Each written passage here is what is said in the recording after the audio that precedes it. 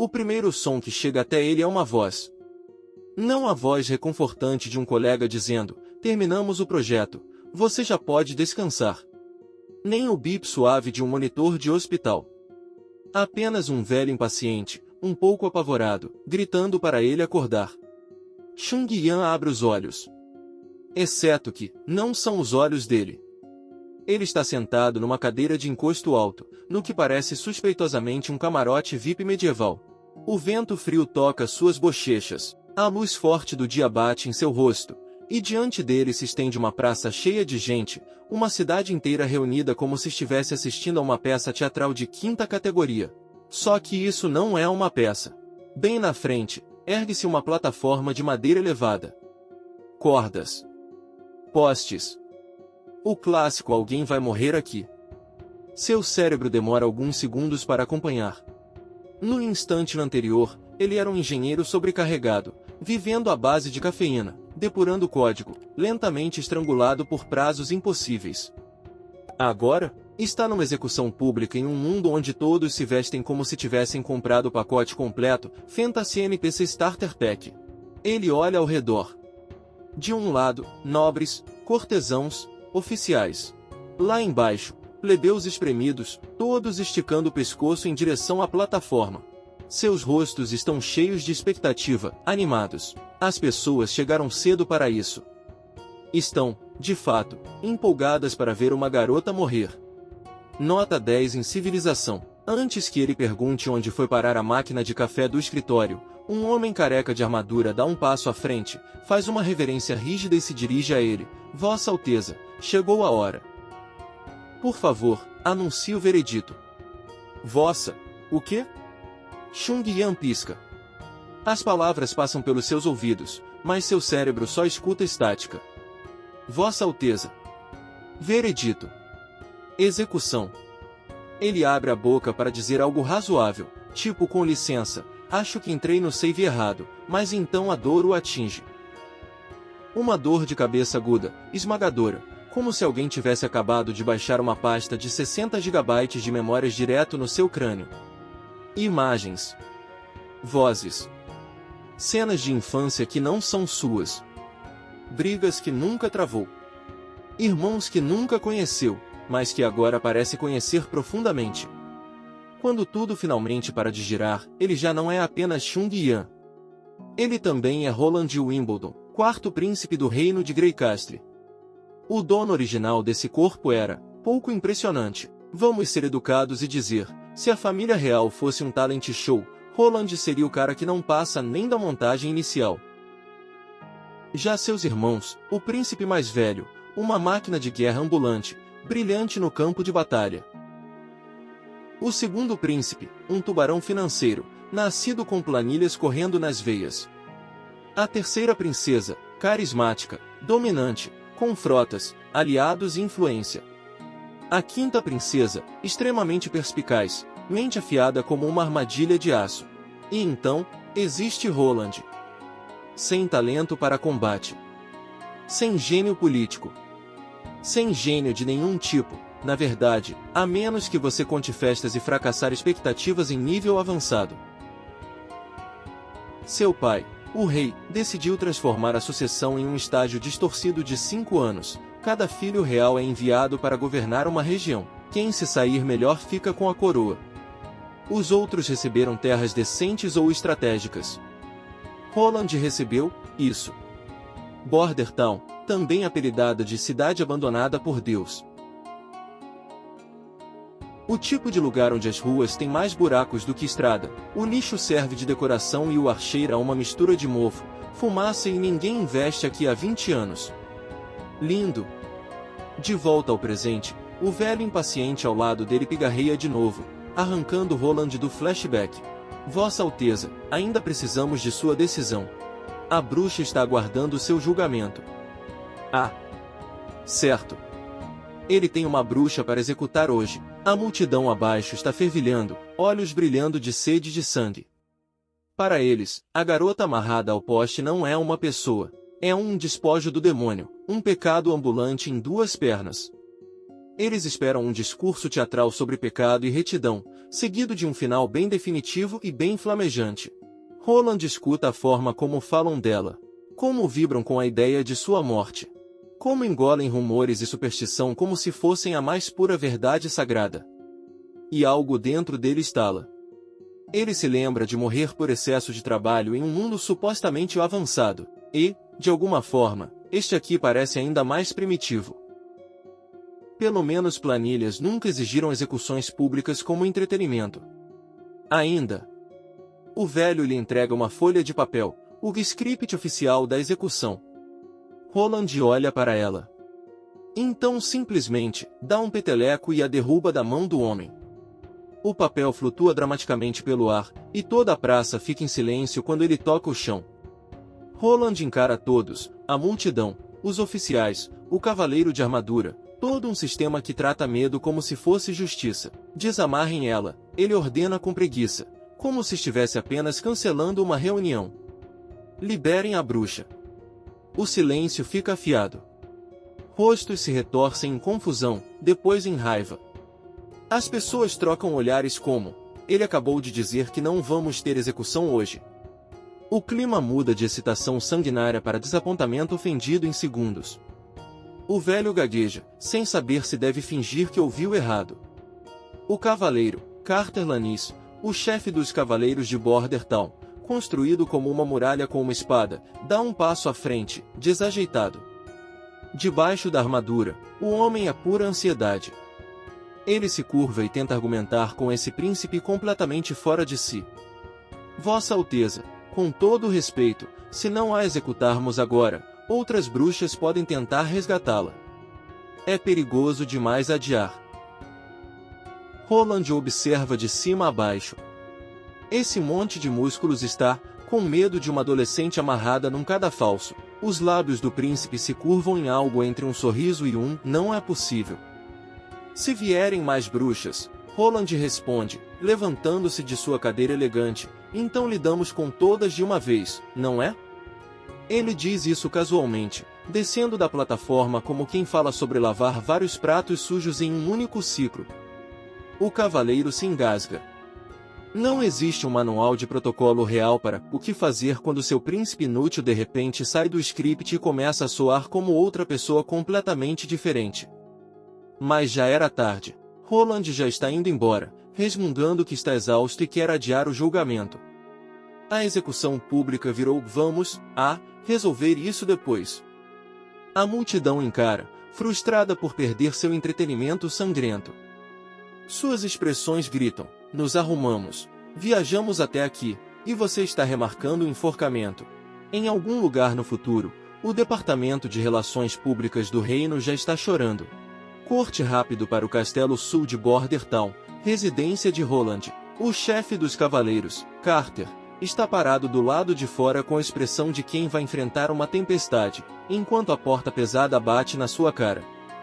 Lá dentro, Roland encosta na madeira, solta um suspiro trêmulo, e tem um pequeno ataque de pânico silencioso. Em sua vida anterior como engenheiro, a maior plateia que ele já enfrentou foi uma sala de reuniões.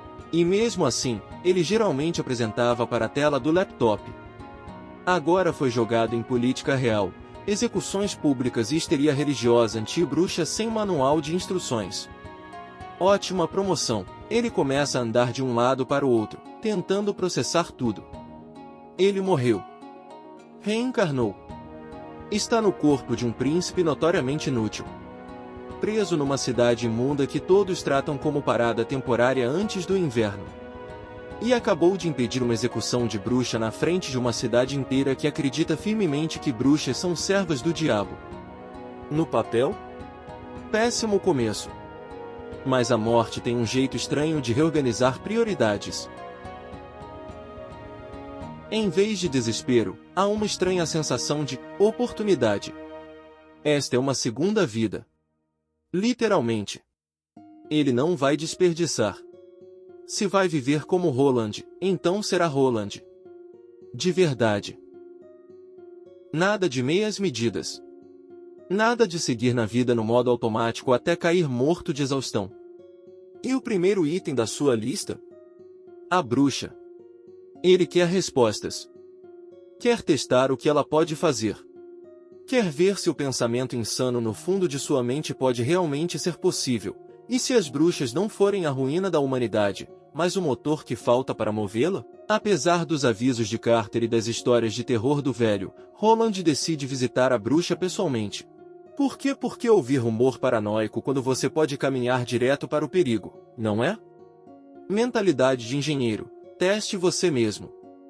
O calabouço sob Bordertown é tão acolhedor quanto se espera. Pedra úmida, ar parado, grades de ferro, a ocasional corrente enferrujada como decoração. Carter o segue com cautela, mão no punho da espada, murmurando orações para seja lá qual deus ele acredita. Vossa Alteza, por favor. Bruxas são servas do demônio. Um simples olhar poderia. Roland revira os olhos com tanta força que quase caem no chão. Carter, se ela pudesse explodir a cidade piscando, vocês já teriam morrido faz tempo, ele diz, afastando o cavaleiro com a mão. Relaxa. O cavaleiro não relaxa.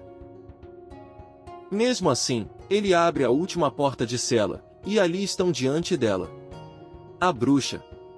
Ela está sentada encostada na parede, acorrentada, usando roupas esfarrapadas e chamuscadas. O cabelo está bagunçado, o rosto sujo, mas os olhos são afiados e estranhamente calmos. Quando vê o príncipe, ela se ergue devagar, as correntes tilintando suavemente. Por um segundo, Roland apenas encara. As memórias dizem que ela é só uma criminosa esperando a fogueira. Mas seus olhos atuais estão ocupados percebendo que ela é jovem, bonita e parece muito mais alguém que foi sacrificada pela sociedade do que alguém que a destruiu. Traidora? Monstro? Ou só mais um ser humano cuja vida foi esmagada por medo e ignorância? Carter, claro, estraga o momento. Vossa Alteza, mantenha a distância. Ele berra, colocando-se entre eles. Não chegue tão perto, ela pode lançar uma maldição. Roland põe a mão no ombro blindado de Carter com a paciência de um pai lidando com um bebê assustado.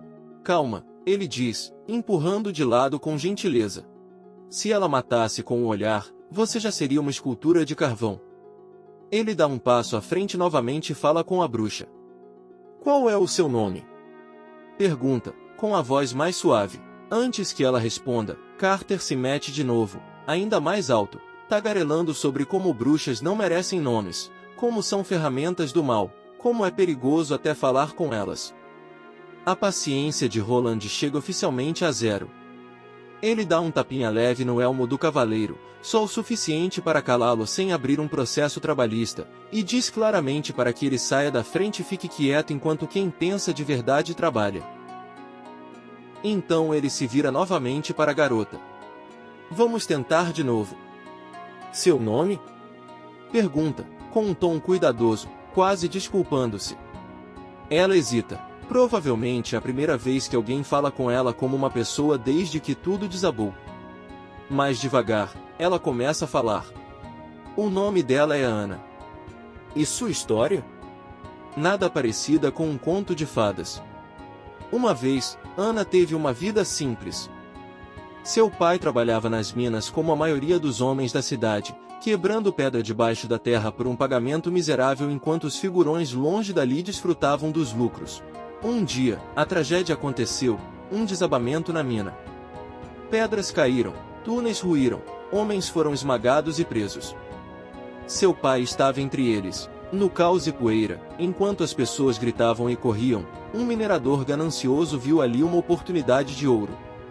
Em vez de ajudar, tentou saquear os pertences do homem preso. O tio de Ana o pegou em flagrante e interveio. A discussão virou briga, como sempre acontece quando assassinato, ganância e pânico se misturam num túnel. O ladrão sacou uma arma. O tio reagiu. No limite do desastre, Ana fez a única coisa que conseguiu pensar, estendeu a mão. Gritou para que ele parasse. E naquele momento, fogo explodiu dela. Não um fogo de pederneira, nem de óleo, nem de tocha, dela. Uma labareda giratória, ardente, saltou de sua mão e devorou o minerador ganancioso em um piscar de olhos. Quando alguém conseguiu piscar de novo, só restavam cinzas.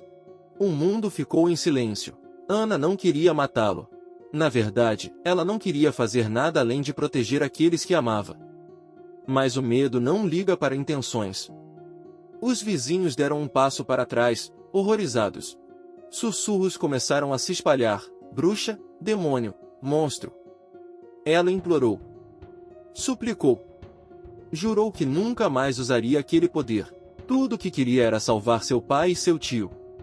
Mas o medo fala mais alto que a razão. E medo mais dogma religioso mais eroterapia igual quase invencível. Eles a aprisionaram. A marcaram como bruxa. Mandaram esconder isso, e depois a traíram do mesmo jeito. A pior parte?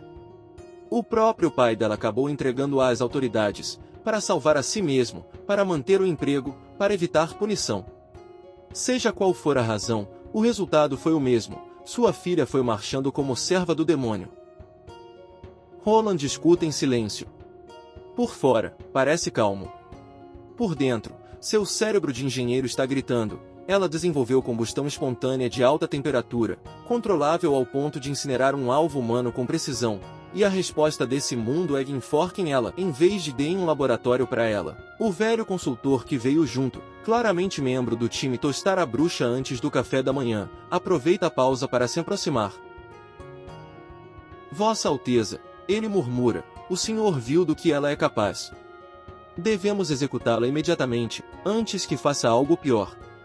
Ela pode incinerá-lo com um movimento. Roland o interrompe com a mão. Na verdade, ele diz, estou muito interessado no que ela pode fazer. Ana pisca. O cavaleiro empalidece. O velho praticamente vibra de horror. Você quer ver os poderes dela? O consultor repete, como se Roland tivesse pedido uma demonstração pessoal de vulcão no pátio. Sim, Roland responde simplesmente, olhos ainda fixos em Ana. Me mostre. Ana o encara como se ele tivesse perdido o juízo. Ninguém jamais pediu que ela usasse seus poderes voluntariamente. Normalmente, a reação é mais para amarrar, amordaçar, talvez cortar as mãos. Ela leva a mão ao pequeno pingente pendurado no pescoço, um amuleto de restrição, criado pela igreja especificamente para suprimir os poderes de uma bruxa. Sem ele, sua magia escaparia sem controle. Você tá falando sério? Ela pergunta, baixinho. Roland acena. Tô. Use seu poder. Quero ver exatamente o que você faz. Ela o alerta. Calmamente. Com detalhes. Se eu tirar isso, não posso garantir que vou controlar tudo. Posso queimar o ambiente inteiro. Posso queimar você. Se mudou de ideia, diga agora. Roland não espera. Ele dá um passo à frente, os dedos fechando no cordão do pingente. O cavaleiro encolhe. O velho tenta impedir. Roland estoura a corrente num movimento decisivo e joga o pingente pro lado como lixo. Isto aqui é o que te prende, ele diz. Seu poder é você, não o colar. Os olhos de Ana se abrem, chocados. Pela primeira vez em muito tempo, alguém confia nela mesma. Ela respira fundo. E o ar pega fogo. Começa como um brilho nas pontas dos dedos. Depois uma faísca. Depois uma onda de fogo que floresce, avançando pelas paredes e grades de ferro como uma criatura viva. Os olhos de Roland se arregalam quando a temperatura explode. O cavaleiro grita e corre para trás como se as chamas estivessem perseguindo sua aposentadoria. O velho cai no chão, cobrindo a cabeça, certo de que esse é o fim. Ana, porém, parece estranhamente tranquila. As chamas se enrolam ao redor dela como um manto, lambendo sua pele sem queimá-la. As grades de ferro começam a chiar e brilhar em vermelho, depois branco, depois derretem como cera. A parede de pedra escurece, trinca, rende sob o calor brutal. Em segundos, a cela inteira vira uma fornalha. Roland protege o rosto com o braço, sentindo o calor empurrá-lo, os olhos ardendo, não de medo, mas de pura admiração. Isso não é uma fogueira comum. Não é uma chama de fogão. Não é calor de solda. Isso é uma fonte industrial de calor, ambulante. Uma bruxa. Uma fornalha portátil, viva, com temperatura absurdamente alta. De repente, Faz sentido o velho ter dito. O fogo não pode machucá-la porque ela é o fogo. Quando as chamas finalmente se acalmam, as barras derretidas caem, reduzidas a pedaços deformados. Cinzas flutuam no ar. A pedra está chamuscada, mas inteira. Ana dá um passo à frente, saindo da destruição, os pés descalços pisando no metal que esfriou. As roupas dela, porém, não sobreviveram à demonstração. Roland imediatamente tira seu casaco e o coloca sobre os ombros dela, como se fosse a coisa mais normal do mundo. Atrás dele, Carter, espiando por cima do antebraço usado como escudo, percebe que a bruxa podia ter assado o calabouço inteiro. Ele decide na hora, essa garota é um apocalipse ambulante. O velho consultor, ainda convencido de que todos enlouqueceram, balbucia, agora que viu o que ela pode fazer, Vossa Alteza, por favor, precisamos executá-la imediatamente. Ela pode apagar qualquer um de nós com um gesto. Ana olha para baixo, a voz firme, mas resignada. Ela sabe como isso costuma terminar. Acabou de mostrar exatamente o motivo de todos terem medo dela. Em sua cabeça, é aqui que o príncipe faz um discurso grandioso sobre pecado, mal e sacrifícios necessários. Então ela faz a única coisa que acha que resta. Ela se ajoelha um pouco, fecha os olhos, e pede baixinho que ele conceda uma morte rápida. Roland olha para ela, e então ri de leve. Morte? Ele diz. Ah, não. Não vou te matar. Ele se aproxima, ajeitando melhor o casaco sobre os ombros dela. Estou te contratando. O silêncio no calabouço vira absoluto. Até as tochas parecem confusas. Roland não suaviza as palavras. Aos olhos dele, Ana é algo extraordinário, uma fonte de energia que não depende de madeira, carvão ou cadeias logísticas absurdas. Um gerador de calor reutilizável até o fim dos tempos.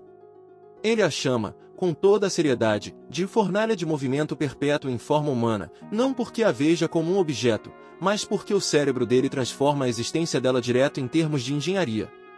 Para ele, ela não é uma maldição nem uma arma do caos. Ela é industrialização embrulhada em pele humana. O conselheiro fica horrorizado. Alteza! Protesta, quase engasgando. Essa garota pode incinerar pessoas. Se a Associação de Cooperação das Bruxas descobrir que o senhor está abrigando ela, vai ter retaliação. Você está apostando não só com a própria vida, mas com a cidade fronteiriça inteira.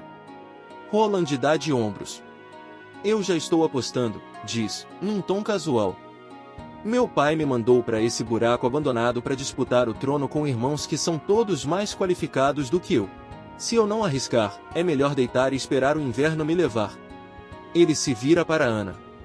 A partir de agora, você vai trabalhar comigo, anuncia.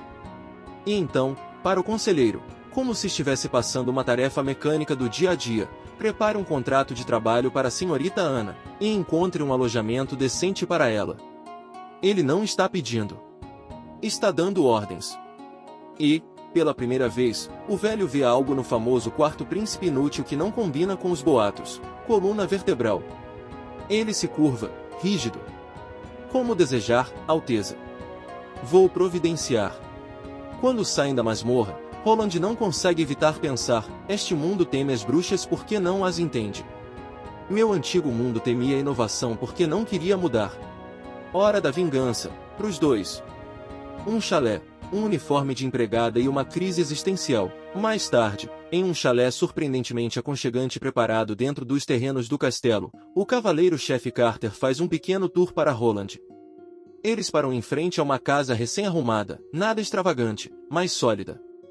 Telhado de verdade, paredes decentes, móveis de verdade. Na cidade fronteiriça, isso praticamente é um palácio. Para tão pouco tempo de aviso, estou impressionado, comenta Roland. Para uma cidade em que as ruas são feitas de lama e desespero, ter um chalé habitável pronto tão rápido é quase um milagre. Carter se mexe sem jeito, pigarreia. Alteza, a senhorita Ana chegou. Roland se vira. E quase esquece como se respira. Ana caminha até eles com um uniforme limpo de empregada que o pessoal do castelo deve ter improvisado às pressas. A roupa é simples, vestido arrumado, avental, cabelo preso direitinho, mas faz magia, transforma a bruxa da masmorra em humana.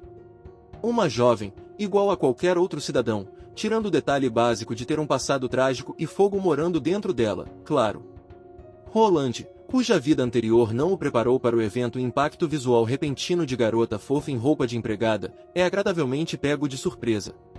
O casaco que ele tinha dado a ela mais cedo foi devolvido, e a expressão dela está fechada, com incerteza piscando por trás dos olhos. Roland sorri, dessa vez de forma genuína. Serviu bem? Está confortável? Pergunta, quase ansioso. Ana, porém, não parece nem um pouco interessada em avaliação de figurino. A expressão dela endurece enquanto olha diretamente para ele.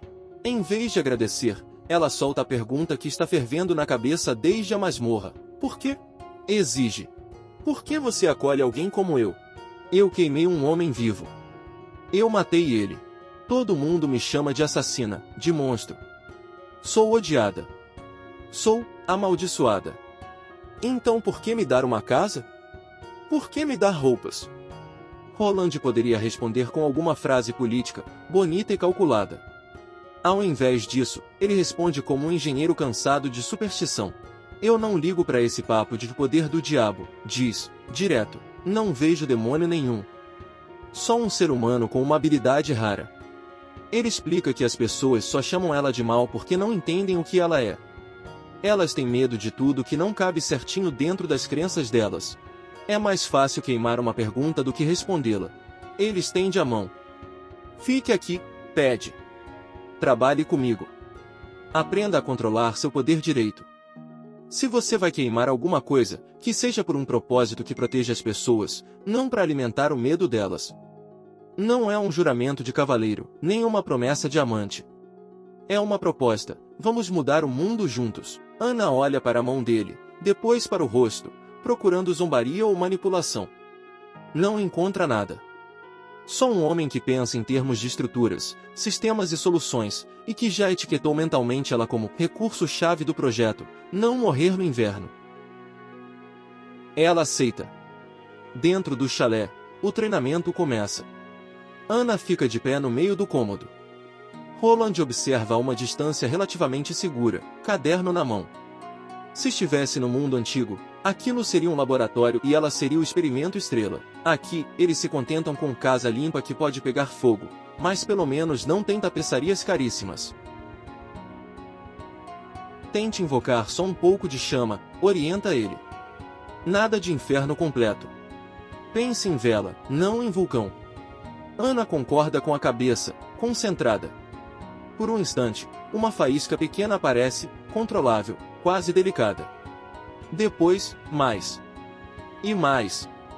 E um segundo depois, o interior inteiro do chalé parece que convidaram um dragão para espirrar ali dentro. Chamas lambem as paredes. O ar se distorce, quente o bastante para transformar o ato de respirar em conquista. Roland começa a calcular freneticamente o dano estrutural na cabeça. E então percebe outra coisa, Ana, de novo, está perfeitamente bem. As roupas dela? Nem tanto. Toda vez que ela usa o poder na força máxima, o tecido vira cinza. Vestido número 1, adeus. Vestido número 2, virou fumaça. Vestido número 3? Melhor não comentar. Roland, prevendo pelo menos um pouco de caos, felizmente teve o bom senso de preparar vários conjuntos de roupa de antemão. Não deixa a situação menos caótica, mas pelo menos eles não estão presos no modo bruxa, só que constrangedoramente pelada, na frente de meio castelo. Ana está morrendo de vergonha. Roland está se esforçando muito para ficar no modo observação científica e não no modo jovem nervoso encarando a nova funcionária. Depois de mais um ciclo de o acende, queima, troca de roupa, a porta se abre com um estrondo. O velho conselheiro entra ofegante, o rosto pálido. Alteza, arfando. Temos um problema. Roland, ainda segurando um caderno meio chamuscado e rezando para o chalé não desabar, pensa, mais um. Mas este é diferente. Não é sobre bruxas. É sobre algo muito, muito maior. O conselheiro explica, entre suspiros, que os batedores em patrulha avistaram sinais antecipados de atividade demoníaca. Não na próxima estação. Não no próximo mês. Agora. Roland franze a testa. Ele não tem a menor ideia do que Meses dos Demônios significa. A expressão soa como um festival dramático em que todo mundo se fantasia de monstro e grita por aí, mas a cara de todo mundo diz outra coisa. Medo. Medo real, pesado. Então ele pergunta. O velho explica que todo inverno, depois da primeira neve e assim que o sol se põe, os tais portões do inferno se abrem nas montanhas dorsal do dragão. De lá, escorrem demônios, criaturas distorcidas que perambulam pela terra caçando, devorando e corrompendo tudo que tocam. E a cidade fronteiriça, infelizmente, está posicionada como capacho em frente àquela porta do inferno. O procedimento padrão? Abandonar a cidade. Todo mundo junta suas coisas, arrasta o que consegue e foge para a Fortaleza Longsong, uma estrutura muito maior e fortificada, mais para o interior, com muralhas altas e tropas de elite capazes de segurar as hordas demoníacas. Sua segurança é nossa prioridade máxima, Alteza, garante o velho. Quando a neve cair, vamos escoltá-lo até a Fortaleza Longsong. A cidade não tem como resistir aos Meses dos Demônios. Nunca teve. Roland escuta e faz uma pergunta simples. O senhor já viu, pessoalmente, esses portões do inferno? O velho admite que não. As montanhas dorsal do dragão são envoltas por uma miasma tóxica, uma aura podre que corrói e mata qualquer humano comum que se aproxime. Dizem que só bruxas aguentam tempo suficiente para ver o que há além. Todo mundo morre tentando. Então o senhor também nunca viu um demônio, com seus próprios olhos? Insiste Roland. O conselheiro faz uma careta. É a primeira vez que ele vem para a região central. A maioria das pessoas só conhece demônios como histórias. Existem sobreviventes aqui e ali, mas a maioria nunca chega tão perto. A ameaça é real o bastante para justificar a evacuação, no entanto. Roland se recosta, pensando. Se a Fortaleza Longsong consegue sobreviver aos Meses dos Demônios ano após ano, então os demônios não são invencíveis. São aterrorizantes, claro, mas não impossíveis de enfrentar. Tem um sistema, um padrão, uma fraqueza. E se tem uma coisa que um engenheiro ama, é um padrão que ele pode quebrar. Todo ano, todo mundo abandona a cidade fronteiriça, certo? Observa. Todo o comércio, desenvolvimento, crescimento, congelados. Literalmente. Não é à toa que esse lugar é um lixo. Vocês evacuam no automático. O velho acena com a cabeça, sem se ofender. Fato é fato. Os olhos de Roland se estreitam. E se, diz devagar, a gente não evacuasse? Todo mundo ao redor recua fisicamente. Não pode estar falando sério. O conselheiro se engasga.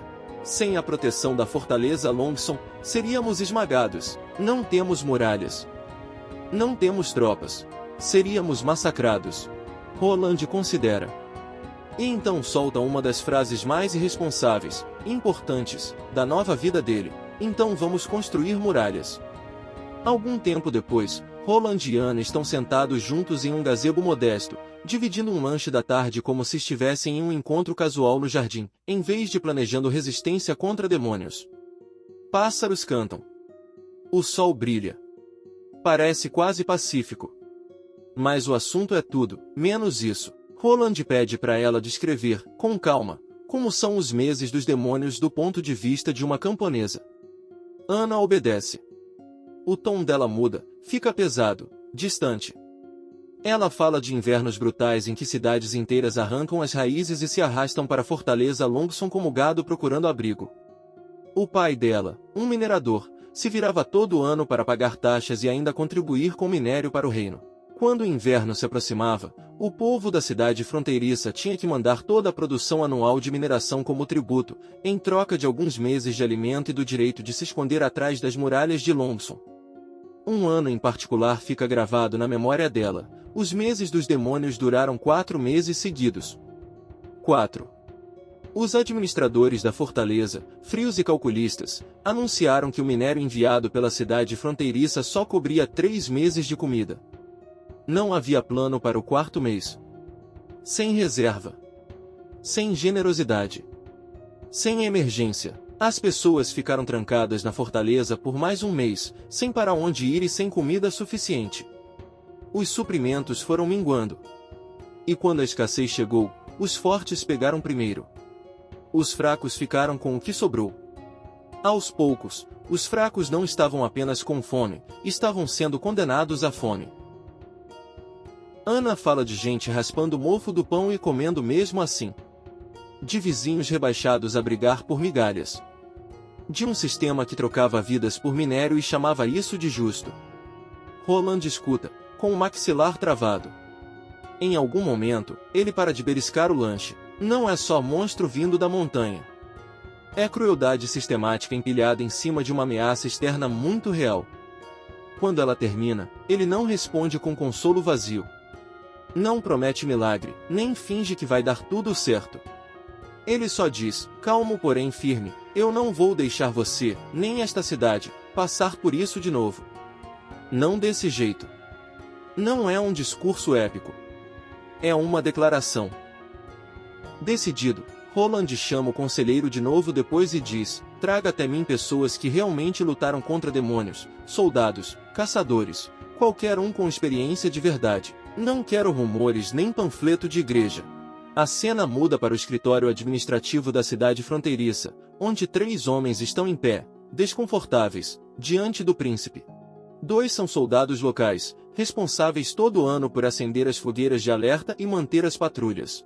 O terceiro é um caçador, ombros largos, cicatrizes, com aquela calma estranha de quem já encarou a morte de frente várias vezes e decidiu continuar caminhando mesmo assim. O conselheiro apresenta o caçador como Machado de Ferro, um homem que dizem ter sangue distante de monstros, vindo do clã Mojin, um povo famoso pelo tamanho e resistência. Roland faz um gesto para o primeiro soldado falar. O homem pigarreia. E trava completamente. Suor escorre. As palavras embolam. O que sai é um amontoado de sons incoerentes que nem ele entende. Transtorno de palco na frente da realeza, nota 10/10. Roland, misericordioso, desvia o olhar para o segundo soldado. Esse pelo menos consegue formar frases. Ele explica que, pelo que sabem, demônios um dia foram animais comuns. Lobos, javalis e outras criaturas que se aproximaram demais das montanhas dorsal do dragão. O miasma podre que sai daquela região os distorce, deixa maiores, mais resistentes, mais sanguinários. Eles invadem todo o ano durante os meses dos demônios. A pele fica dura. Os sentidos, mais aguçados.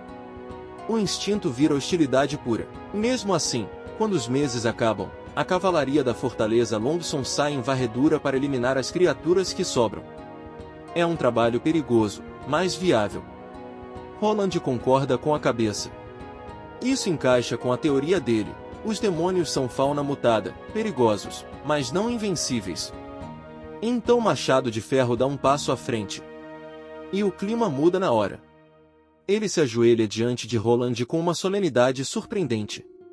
Roland pergunta sem rodeio, você mesmo já matou demônios? Machado de Ferro confirma. Explica que já derrubou pelo menos 2, um javali demoníaco e uma variante de lobo. O tipo lobo é rápido, esperto e implacável. Persegue a presa, salta das sombras, dentes como punhais. O tipo javali é um arite vivo, com o dorso coberto por uma espécie de couraça que setas normais de besta mal conseguem arranhar. Roland percebe que são, basicamente, versão 2.0 de animais comuns. Mais perigosos, mas ainda dentro de um sistema reconhecível. Aí o tom de Machado de Ferro escurece ao chegar no verdadeiro problema, híbridos. Se monstros normais já dão pesadelo, híbridos são pesadelo com DLC. Ele descreve um que enfrentou, corpo e pernas de fera terrestre, forte, musculoso, mas com asas enormes brotando das costas. Conseguia planar curtas distâncias, deslizando por cima de muralhas e obstáculos com facilidade. Os sentidos eram assustadoramente aguçados, travava na presa mesmo de longe, não importava o quão escondido estivesse. Machado de Ferro só sobreviveu porque se jogou no rio Água Vermelha e deixou a corrente arrastá-lo. Desmaiou na água gelada e acordou dias depois, por um fio. No mapa mental de Roland para o plano de defesa, aparece um carimbo vermelho gigante. Problema: quimeras assassinas voadoras. Ele pergunta a Carter se esses demônios híbridos são raros. Carter assente, grave. Todo o período de meses dos demônios, aparecem 2 ou 3 desses, e até a fortaleza Longson apanha para lidar com eles. Soldados morrem. Muralhas são testadas. As rezas ficam mais fervorosas. Ou seja, só levantar muro não basta, eles vão precisar de altura, tática, armas de longo alcance, talvez armadilhas, em resumo, uma estratégia de verdade, não só empilhar pedra na fé. Mesmo assim, a determinação de Roland não balança, ele bate a mão na mesa. Eu não vou embora, anuncia. Neste inverno, eu fico na cidade fronteiriça. O ambiente congela. Os soldados ficam em choque. Carter quase tropeça tentando argumentar com ele. Alteza, não temos homens suficientes. Os demônios são em muito maior número, então a gente constrói uma muralha, corta Roland, com os olhos brilhando, do pé da montanha da encosta norte até o rio Água Vermelha. Uma barreira pela qual eles não possam simplesmente passear. Uma linha de defesa de verdade. Carter nem pensa 2 vezes. Isso é impossível. Construir um muro desses levaria uma vida inteira. Roland se recosta, imperturbável. Se eu não conseguir erguer a tempo, diz, aí recuo junto com todo mundo. Sou teimoso, não suicida. O cavaleiro solta o ar, aliviado por um fio. Pelo menos o príncipe tem algum instinto de sobrevivência. Então Carter faz algo que nunca achou que faria, se ajoelha e jura proteger aquele príncipe imprudente com tudo o que tem. Porque, pela primeira vez, a cidade fronteiriça tem um governante que quer lutar por ela. Longe dali, no movimentado porto de Clearwater, cidade litorânea do reino de Greycastle, outra peça real está mexendo suas fichas. O vento do mar é frio e cortante. Navios de velas negras pontuam o horizonte como sinais de pontuação ameaçadores. A terceira princesa, Garcia Wimbledon, está na margem, observando as ondas. A postura é relaxada. A mente, não. Ela comenta que a brisa do mar já traz um toque de inverno. Ao lado dela está seu cavaleiro, Ryan, que informa que a frota de velas negras deve voltar em 3 dias, se nada der errado. Será a última expedição do ano. Garcia sorri de leve, dizendo que espera que tragam algo interessante. Algo que incline o jogo do trono a favor dela.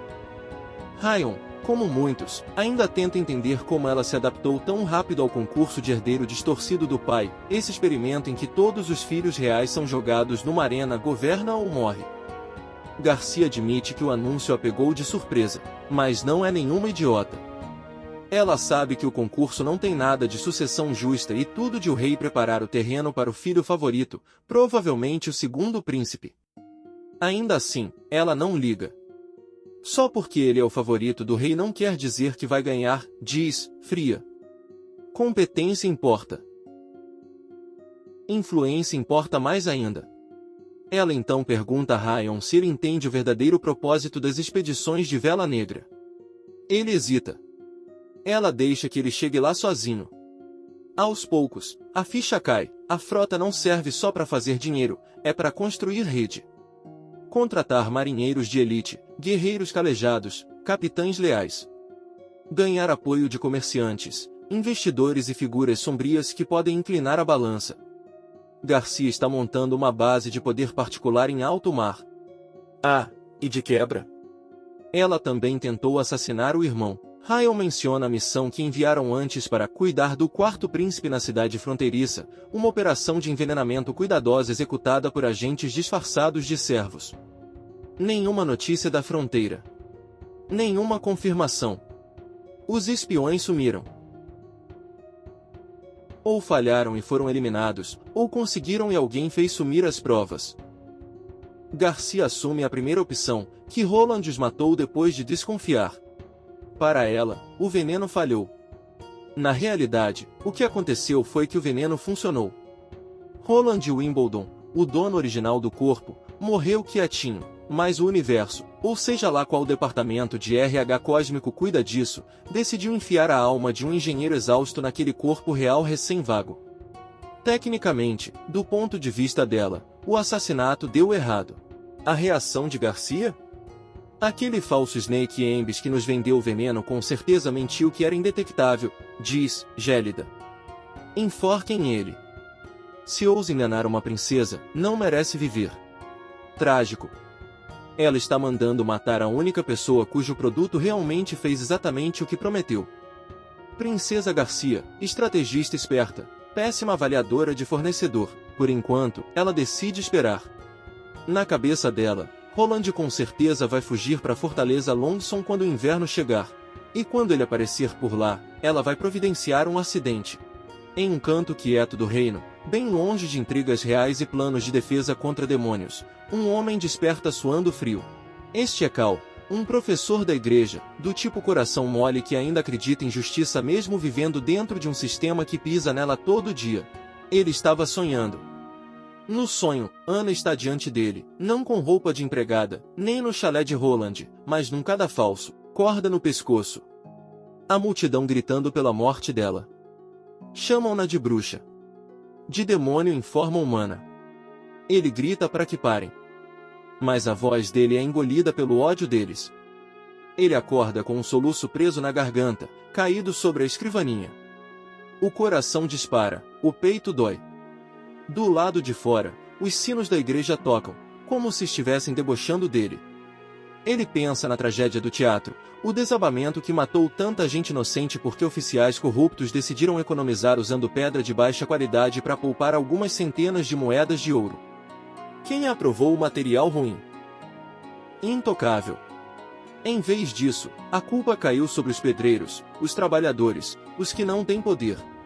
E Ana, curiosa demais, boa demais, que ousou questionar as coisas, que ousou examinar, aprender, pensar. A mesma igreja que prega misericórdia e justiça virou as costas e a rotulou como demônio, arrastando a garota para a forca enquanto os verdadeiros demônios ficavam sentados bem longe, em cadeiras confortáveis, bebendo vinho.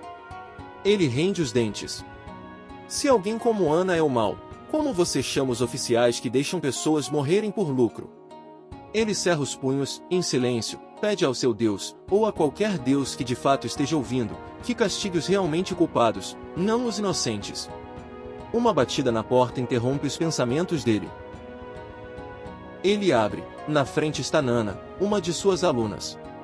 Os olhos bem abertos de medo, as mãos apertando o vestido.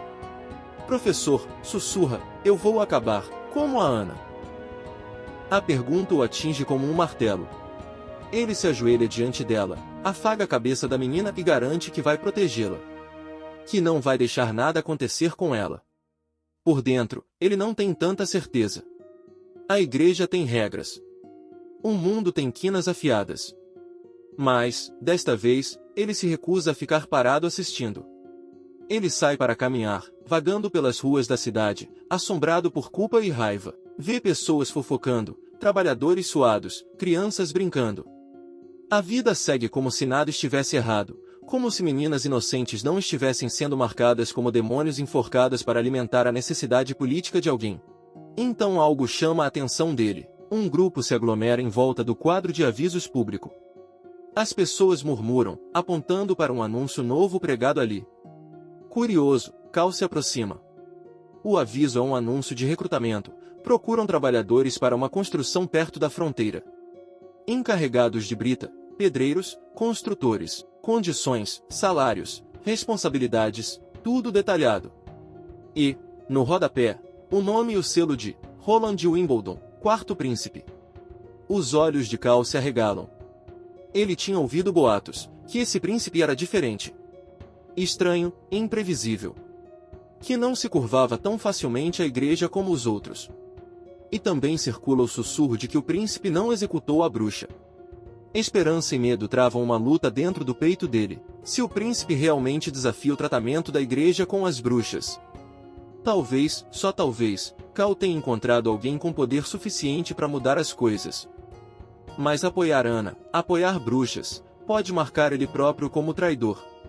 Ele olha para o céu, depois de novo para o nome do príncipe no aviso. Talvez arriscar o próprio pescoço seja a única forma de impedir que outra menina inocente acabe pendurada na forca. Ele respira fundo. Decisão em andamento. De volta à cidade fronteiriça, Roland está curvado sobre um esboço tosco da muralha planejada, resmungando sobre altura, largura e estabilidade estrutural. Carter fica por perto tentando acompanhar os cálculos cuspidos em alta velocidade e falhando miseravelmente.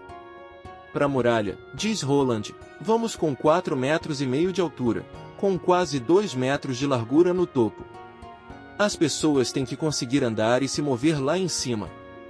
Na base, o dobro disso, mais grossa, para distribuir o peso direito. Carter franze a testa. Também vamos precisar de um fosso, acrescenta o cavaleiro, lembrando da experiência própria com fortificações. Pelo menos da altura de um homem, bem fundo, para servir de base. Roland concorda. Exato. Você e seus homens cuidam do fosso. Cavem, reforcem, façam o que sabem melhor. Mas na hora de levantar a muralha, ele bate com o dedo no desenho. Essa parte é comigo. Carter pergunta qual é o maior obstáculo se eles colocarem muita mão de obra na obra. Ele explica, o que mais consome tempo não é cavar, é preparar as pedras. Tem que cortar, polir, ajustar para encaixar bem sem deixar vão.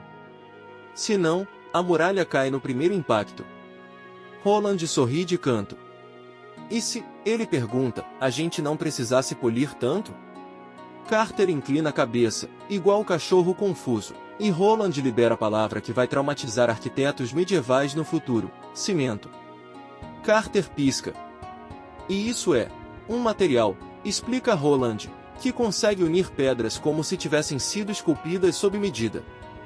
Você não precisa de blocos perfeitos se o ligante preencher as frestas e depois endurecer mais do que a própria pedra. Carter encara ainda mais.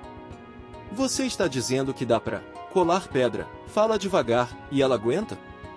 Não é cola, corrige Roland. É bem melhor, é aqui que o príncipe deveria pegar a câmera, virar para nós e dizer, sabem, construir muralhas contra um apocalipse demoníaco é meio como construir um canal no YouTube contra o algoritmo. Se você não põe um alicerce sólido desde cedo, pedra por pedra, clique por clique, acaba devorado por monstros, ou pela irrelevância. Então, se vocês estão gostando de me ver reinventar a engenharia civil medieval antes do mundo congelar, não esqueçam de reforçar a muralha, aquela invisível feita de likes e inscrições, ou os demônios do algoritmo vão escalar por cima e engolir essa série enquanto ela dorme. Mas ele não diz isso. Porque está preso dentro da história. Então a gente fala por ele. Vocês já sabem o que fazer. Agora, de volta ao cimento. Do lado de fora do chalé, que agora também funciona como sala improvisada de forno de cimento, Roland está com Carter, explicando o processo. Ele puxa da memória tudo o que consegue da vida anterior. Cimento é feito de calcário, argila e alguns aditivos, aquecidos a temperaturas altíssimas até derreterem parcialmente, depois moídos até virar pó. Adiciona água e aquilo vira uma pasta que endurece como pedra. O problema? Ele não sabe a temperatura exata. Não tem termômetro, nem painel de controle, nem equipamento moderno. Só materiais básicos, mão de obra, e uma fornalha nuclear portátil disfarçada de empregada. Dentro do chalé, Ana termina mais uma rodada de aquecimento. Quando abre a porta, está de novo, pouco vestida. Roland já aceitou que Ana usou os poderes igual, hora de devolver o casaco. Ele entrega a roupa com uma naturalidade treinada, tentando manter o olhar o mais profissional possível. Carter, do lado de fora, não entende por que o príncipe insiste em entrar sozinho toda vez que Ana trabalha aí dentro. Roland entra. No chão, há um monte de substância cinza e pulverulenta. Cimento bruto. Ele se agacha, pega um punhado entre os dedos e sente a textura. Não está perfeito, a mistura pode não estar ideal, o aquecimento pode ter sido irregular, mas é suficiente para teste. Ana se inclina para frente, olhos brilhando de curiosidade. É. O que você queria? Pergunta. Roland faz que sim, devagar. Vamos ver, responde. Fazer é uma coisa. Funcionar é outra. Ela pergunta onde ele pretende usar isso. Ele responde sem enrolar. Em tudo, diz. Muralhas, casas, estradas, pontes. Com isso, a gente constrói mais rápido e mais forte. Deixa as casas menos frágeis. Luta contra a chuva, neve, calor, contra a própria natureza. Ele não fala a parte seguinte em voz alta. E a gente constrói um mundo onde as pessoas não precisem evacuar todo ano como animais assustados, onde cidades não sejam abandonadas para demônios, onde a chama de uma bruxa valha mais do que qualquer sermão de padre. Ele olha de novo para Ana. E é graças a você, completa. Ela desvia o olhar, as bochechas corando de leve, e não é por causa do calor, dessa vez. Lá fora, começam o primeiro grande teste. Alguns blocos de pedra quadrados são empilhados no chão. Roland manda espalhar uma camada da pasta de cimento ainda úmida entre eles. Carter observa, com ceticismo estampado no rosto. Essa coisa lamacenta vai segurar as pedras? Pergunta, cheio de dúvida. Roland engole um suspiro. Sim. É literalmente esse o objetivo. Ana se ajoelha para ajudar, passando o cimento com cuidado, alisando com concentração, como se fosse um ritual. Eles colocam uma pedra em cima da outra, formando uma pequena coluna. Depois deixam ali, endurecendo. Passado algum tempo, Roland faz sinal para Carter. O cavaleiro estala os dedos, confiante. Pega o bloco de cima e puxa. Nada. Ele franze o senho, coloca mais força. Nada ainda. Puxa com mais vontade, músculos tensionados, veias saltando, armadura rangendo. As pedras não se mexem. Ele tenta de novo, agora com tudo que tem, força suficiente para arrancar uma porta das dobradiças. Os blocos continuam grudados, tranquilos, como se sempre tivessem sido uma pedra só. Roland sorri. Ainda acha que é só lama? Provoca, ligeiramente convencido. Carter olha das pedras para o príncipe, atônito. É, mais resistente que terra compactada, murmura, como se fosse um sacrilégio. Muito mais. Roland concorda. Com isso, diz, não precisamos de pedras perfeitas. Podemos usar o que a pedreira mandar. Desde que a base seja firme, o cimento cuida do resto. A mente de Carter começa a correr. Com esse troço, ele diz, pensando na muralha, a gente conseguiria terminar uma muralha de fronteira em 5 anos. Roland balança a cabeça. Não temos 5 anos. Os meses dos demônios vêm todo ano. E mais importante, não importa quão alta a muralha, se o inimigo vem de dentro, de nada adianta. Ele olha para Ana. Primeiro, usamos isso para proteger o nosso povo do frio e dos monstros, continua. Depois, usamos para construir algo melhor do que medo. Carter encara o príncipe, absorvendo a mudança de escala. Não é mais só sobre sobrevivência. É sobre transformação. Enquanto Carter continua testando o cimento, praticamente atacando as pedras para ver se soltam, Roland se afasta com Ana. O sol começa a descer, pintando o céu de dourado e vermelho sangue. As pessoas ainda acham que bruxas são maldições, diz Roland, em voz baixa. Demônios em forma humana. Ferramentas do diabo. Ana não responde. Não precisa. A vida inteira dela já respondeu por ela. Mas o que eu vejo, continua ele, é que com uma única bruxa a gente já criou algo que reinos inteiros matariam para ter. Algo capaz de derrubar séculos de construção lenta e desajeitada. Ele olha para ela, com expressão séria, quase sombria. Deixa a igreja pregar medo, diz. Deixa nobre agarrado a mito. Eu vou provar que estão errados com pedra e fogo. Ele aponta com a cabeça para os planos da muralha e para a pilha de pedras agora fundidas. Você não é um desastre, diz a ela. Você é a força de trabalho mais produtiva que este mundo já viu, se alguém tiver cérebro para usar direito. Ana engole em seco. Ninguém nunca falou dela assim. Não como demônio. Não como monstro. Nem como vítima. Mas como parceira na construção de algo. Ela olha para as próprias mãos, as mesmas mãos que mataram um homem por acidente, as mesmas que derreteram barras de ferro, as mesmas que agora ajudaram a criar cimento. O que você mandar, diz baixinho, eu faço. Se o meu poder puder ajudar, eu vou usar. Roland sorri. Ótimo, responde. Por que temos muralhas para construir, demônios para enfrentar? E a ideia de mal de um reino inteiro para reescrever? Lá no alto da colina, o vento assobia. Ao longe, as montanhas dorsal do dragão se erguem sob um céu que em breve estará cheio de neve e monstros. Nessa cidadezinha imunda e esquecida que todo mundo já riscou do mapa, um engenheiro exausto preso no corpo de um príncipe, um cavaleiro assustado, um conselheiro ansioso e uma garota à prova de fogo acabam de colocar a primeira pedra, literalmente e simbolicamente, de um novo mundo. Não com profecia. Não com bênção divina, mas com matemática, suor e a ideia absolutamente blasfema de que talvez as bruxas sejam úteis.